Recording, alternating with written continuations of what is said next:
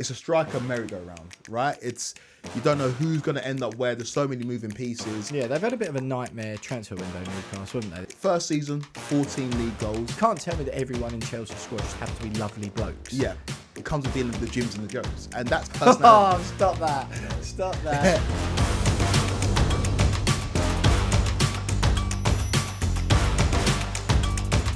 Hello and welcome to Transfers Exposed. I'm Will Pugh from Sunsport, and alongside me here for a Sunsport reunion is football broadcaster Kweku. Afari, wonderful to see you again, mate. Glad to be here, mate. Of course, this is your exclusive press pass to the hottest transfer stories straight from the Sunsport newsroom. Exactly, and we are here twice a week, every Tuesday and Thursday until the season starts. Then we're going to have a little switch of one of those days to Fridays to make room for Tactics Exposed, of course. But we'll break down all the facts and figures for you and all the big deals until the window slams shut on September the 1st. And in this video, we're talking about my beloved Chelsea. The striker merry-go-round continues. Nicolas Jackson seen surplus to requirements. Will he find a landing spot in the Premier League? Absolutely, mate. Yeah, loads to cover in this episode for Blues fans. Kweku, of course, was out for the entirety of the Club World Cup, reporting on the Blues. Kweku, you are, of course, stepping in for Dean Scoggins this morning, who sent me a little snap of himself on the treadmill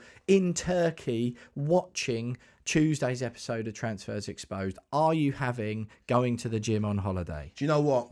I am. And Dino's a man that likes to look after himself. And when you go on holiday, you enjoy yourself maybe a little bit too much. So just that detox, that kind of getting yourself ready for the day, going to the gym, I think I'm all for it. Are you not?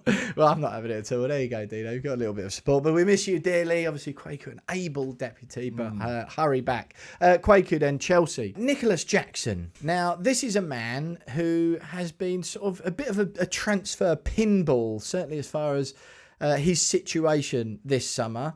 It all kicked off really with Chelsea signing Liam Delap and then Joao Pedro. You saw firsthand, of course, Joao Pedro hit the ground running in the USA. We'll have a little chat about this in a minute. Nicolas Jackson obviously got that red card, which did himself no favours with Chelsea fans and no doubt the Chelsea hierarchy. The next step after that was Manchester United and those links. So we feel that was more player-driven. The story was very much Jackson open to a Manchester United move, almost putting the ball in United's court, and United were quite happy to just return it and say, no, thank you very much. They have got, obviously, focus on other targets, Benjamin Sesko and Ollie Watkins. It looks like Sesko now their number one target as things stand, which has moved on from Watkins, who was their priority, but Villa now insisting he's not for sale. You feel this is sort of part of an ongoing negotiation and that those things can still change, of course. Alexander Isak, it looks like, is going to Liverpool. Huge Ekitike, of course, has already gone there. So Newcastle, it now appears, are going to be left, given that Newcastle wanted Ekitike as the Isak replacement when it wasn't sure what was happening. Now Liverpool have ended up with both of them. Newcastle are now going to be in need of a striker, it appears. United don't want Jackson. Is Jackson too dissimilar from Isak? Don't come at me in the comments. I'm not saying they're at the same level. So you feel now, with Ollie Watkins, if he then doesn't go to Manchester United, as much as Villa's public stance is that he's not for sale, we sort of understand at Sunsport that if there was 55 million quid on the table, the longer the window rumbles on, and depending what other players Villa can or cannot get rid of, absolutely loads of factors at play here, mate. But just as far as Nicolas Jackson goes, what do you think? It's a striker merry-go-round, right? You don't know who's going to end up where. There's so many moving pieces. But from the Nicolas Jackson perspective, he's a striker that has delivered at Chelsea, if we're being honest, in terms of the amount of money Chelsea spent on him initially from Villarreal, 20-odd million. Yep. First season, 14 league goals. Yep. Very good return of 34 games. Yep. Second season, struggled with injury, but still scored double figures in the league in terms of goals. Yep. 10 goals in 30 games. And he's a player that the discipline has been the biggest issue for Nicolas Jackson in recent months. And the problem for him, especially amongst Chelsea fans, is Chelsea have been on the roll recently. They've won 14 out of the last 16 in all competitions. Yep. The only two games Chelsea have lost... That's a stat you'd rehearsed, isn't it? It's up there, mate. It's stuck up there. The only two games Chelsea have lost. Against Newcastle, away in the league, Nicolas Jackson red card. Against Flamengo in the Club World Cup, Nicolas Jackson red card. And so Chelsea fans are looking at it like, the only reason that we have lost games recently is because of your petulance. If you look at the nature of the red cards, they're silly. And he came out after one against Flamengo and said, I don't know how that happened. I don't know if it's a good thing or a bad thing in terms of what you can't control yourself or there's something else going on. And that has, if you think about the pecking order of Chelsea strikers, Joao Pedro scored a brace in the semi-finals and then a goal in the final. You look at Delap, who looked very good in the Chelsea shirt at the Club World Cup. And all of a sudden, Jackson finds himself third in the pecking order. Yeah. And where you look at, there's certain clubs in the Premier League that are crying out for a striker, i.e. Newcastle. There is no wonder why Jackson's linked to a move away. Whether Newcastle's the destination or whether it's just convenient because they're looking for a striker remains to be seen. But I can't see beyond the summer Nicolas Jackson be a Chelsea striker because firstly, he scores goals and teams need strikers that score goals. Secondly, I don't think he's going to get many minutes at Stamford Bridge. What would you think of that then, the Newcastle deal? If the sort of pieces all fall into place, we are doing a little bit here because we've got Kweku, Chelsea expert, in the studio. We're doing a little bit of looking ahead and a bit of plotting forward and kind of, evaluating where the pieces might fall. But do you think, assuming Newcastle do lose Isak, the profile of the player, the discipline, obviously an issue, but that's going to be an issue that he needs to work on wherever he is, with, of course, in conjunction with the manager of whatever club he goes to. But just from a style point of view, a sort of link with the fans and the culture of the club, knowing what you know about Jackson and, the sort of inside situation at Chelsea, do you think if that were to come to fruition, that it's a good fit or not so much? Yeah, it would work. It would work. He's a passionate player. We know that up in the Northeast, they like players that fight for the shirt and show passion. I know obviously it spills over sometimes Nicolas Jackson. But if you look at the coaching of Eddie Howe and his ability to maximise potential, maximise ability from players, look at what he's done with Anthony Gordon. You look at how good Sandro Tonali looks, or Joe Linton, or Bruno Guimaraes, or look at the fullbacks that they've got, who both previously played for Chelsea, Livramento and Lewis Hall. I trust Eddie Howe to get the best out of a player that has shown you already he can score goals in the Premier League. It's whether it works for Nicolas Jackson. It's whether that's the place where he sees himself playing football going forward. And I know that this has been a transfer window to forget for Newcastle, but let's not get it twisted. They've got Champions League football. They finished 5th in the Premier League last year. Precisely. They are a very, very good football club that are going in the right direction. Maybe they're not yet an elite club, but they're approaching the point of being an elite team in terms of the starting 11 they put in or put on pitch week in, week out. And I think Nicolas Jackson will slot right in. Yeah, they've had a bit of a nightmare transfer window, Newcastle, haven't they? They missed out on Pedro, Ekitike, Liam Delap, and Burmo, Dean Hyson, and James Trafford, who went to Manchester City when a deal was done. They were a bit unlucky with the James Trafford one because City had a clause that meant if they matched the deal, they could have him. There's obviously Ollie Watkins, and I'd still be very surprised if he starts September as an Aston Villa player. Now, that, Newcastle-wise, makes sense on more of a footballing perspective. I think, like, he's Premier League proven, he's Premier League ready. Not that Jackson isn't, but you just feel he's that little bit older. He could probably slot in a little bit easier with slightly less risk and worry at Newcastle. But Rasmus Hojlund as well, Abraham's come out and said he's not sure about his future, hardly a ringing endorsement. We know that Manchester United would sell Hojlund if they could, or would like to if the money's right, of course. So it's not beyond the realms of possibility to see Watkins to a club like Newcastle, so Villa can get some money in. And then Villa, of course, like Nicolas Jackson as well, because Emery worked with him at Villarreal and gave him his debut, I believe. Where just as far as those three players, if you had to sort of put your neck on the line a little bit, Hojlund, Watkins, Jackson, where do you see them three playing next season? Okay. Hojlund, I see him going abroad. I see him going to Syria. I think his skill set suits that league a lot more. His physicality, his power, I think translates in Italy a lot more than it does in the Premier League, where everybody's physical and everyone's powerful. What team that is remains to be seen. Watkins, it's a difficult one because his nose has been pushed out of joint. Yeah. If you think about Ollie Watkins at Aston Villa, there were key Champions League games that Marcus Rashford, who was on loan from Manchester United, was starting over Ollie Watkins, who's Aston Villa's all-time top goal scorer in the Premier League. And think about earlier in the season when it was him or Duran. Yeah. He's probably feeling a little bit disrespected right now in terms of his standing at Aston Villa. And you can sense that, right? Things aren't hunky-dory at Villa Park. Yep. I do think he stays. Yep. I think that Ollie Watkins stays at Aston Villa because think about John Duran that they sold for a hefty fee in January. I don't think that Aston Villa, going into this new season where they want to get back into the Champions League, can afford to lose their two main strikers within the space of 6 months. Yep.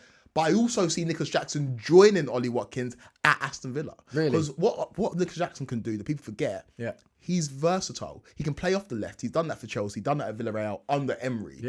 He can also play down the middle as well as being a backup to Watkins. So Villa have lost Rashford as well. He can do that. Yeah. So I don't see it being mutually exclusive. I don't see the only way Nicolas Jackson ends up at Villa is if Ollie Watkins leaves. I can see Jackson going there anyway. When you look at a Villa team that are looking to improve in those forward areas. All right, and just the last one then while we're on Chelsea. Alejandro Garnacho, Chelsea like him.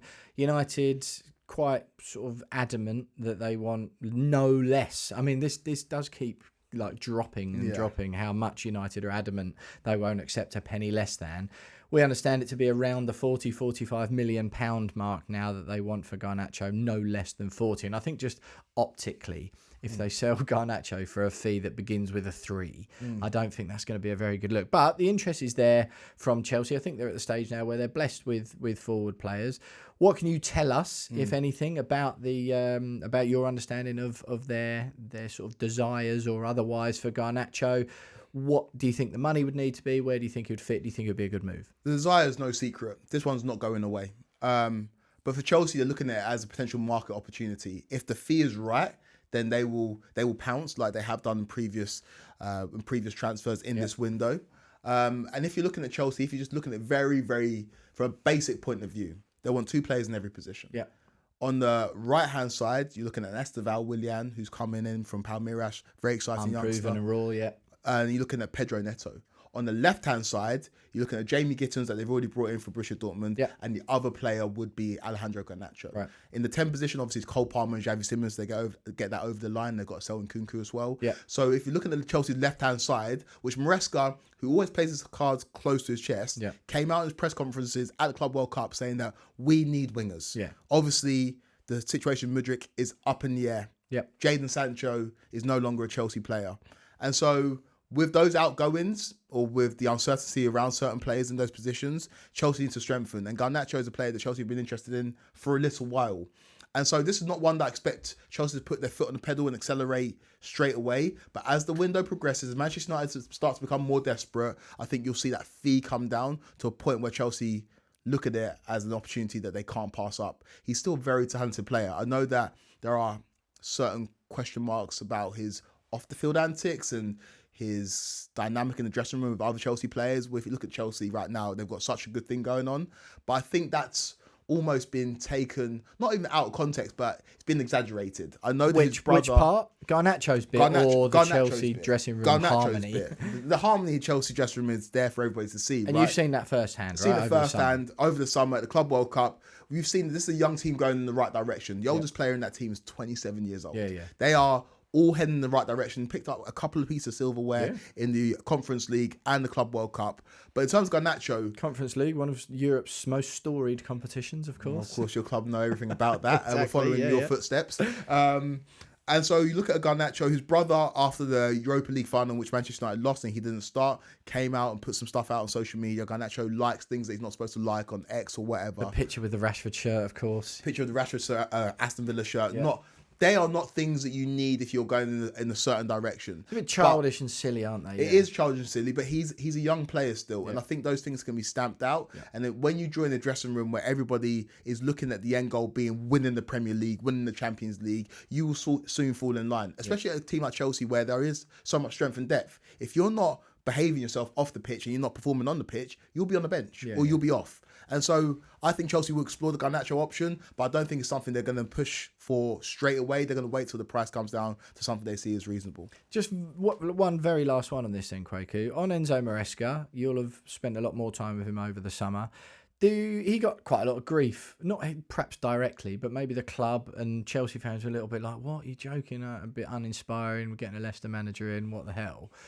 Now, it feels to me like he's quietly gone about his business. He's sort of very reserved, and I think he's done a very good job, if I'm quite honest. Like you just said then, Chelsea, from being a bit of a laughingstock not too long ago, are now all of a sudden, everyone's sort of respecting him a bit and are going in the right direction, the exact words you use.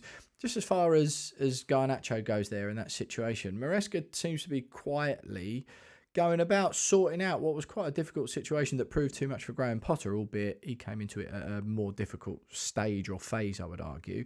Just talk to me a little bit then about Maresca and what you feel of him or what you now know of him. He's very, very clear and direct, and he's more a football coach than a football manager. Yep. He does not enjoy the trappings that come with being a Premier League manager in terms of interviews, in terms of having to talk about incoming players or outgoing players. He wants to be on the training ground, coaching the players and making them better. But he understands that being a Chelsea head coach or Chelsea manager, it comes with a lot more than just being on the training pitch. It comes with a lot more than the X's and O's. Yeah. It comes with dealing with the Jims and the Joes. And that's personality. Oh, stop that. Sorry. Stop that. More than the X's and O's, the Jim. Where did you learn that one? Was that US? That's just in the back of there, mate. It's been there for a little while. But you have to deal with personalities, right? And the Garnacho thing is a real thing.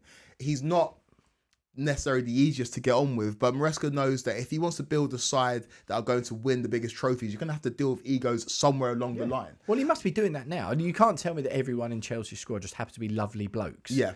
He must be doing a piece of work. He is. He's doing a great job. And just on Maresca as well, he deserves so much credit because the noise around February, March time was very, very loud about, is he the right man? Can he take Chelsea to where they need to get to? And what he showed at the Club World Cup is he's got that tactical flexibility. It's not just a rigid 4-2-3-1 or 4-3-3.